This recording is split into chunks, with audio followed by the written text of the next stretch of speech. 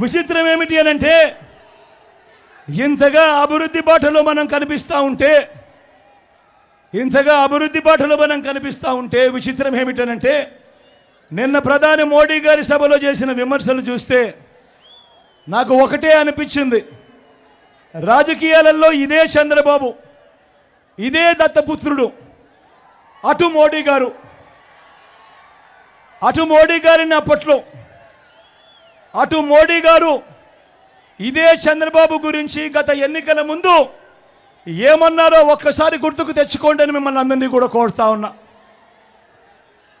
పోలవరాన్ని తన ఏటీఎంగా మార్చుకున్న చంద్రబాబు గురించి यूटर्न बाबू के लिए, ये टीडीपी के लिए ये पोलावरम प्रोजेक्ट एटीएम है, एटीएम उसमें से निकालो.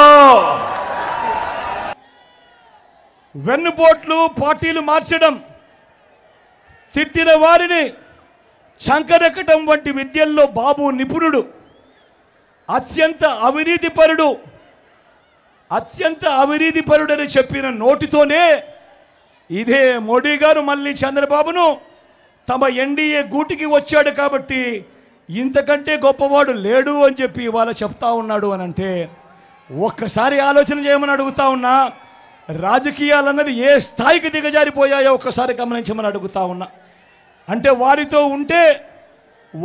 ఉంటే ఒకలాగా, వారితో లేకపోతే మరోలా మాటలు మారుస్తూ ఉన్నారు అని అంటే నిజంగా రాజకీయాలు ఏ స్థాయికి దిగజారిపోయాయో ఒక్కసారి గమనించమని అడుగుతా ఉన్నా.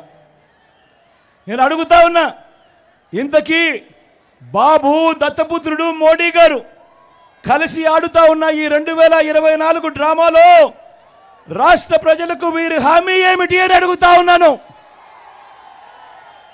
ప్రత్యేక హోదా ఇస్తామని జట్టు కట్టారా అని అడుగుతా ఉన్నాను. పోనీ స్టీల్ ప్లాంట్ ప్రైవేట్ పరం చేయము అని జట్టు కట్టారా అని అడుగుతా ఉన్నాను.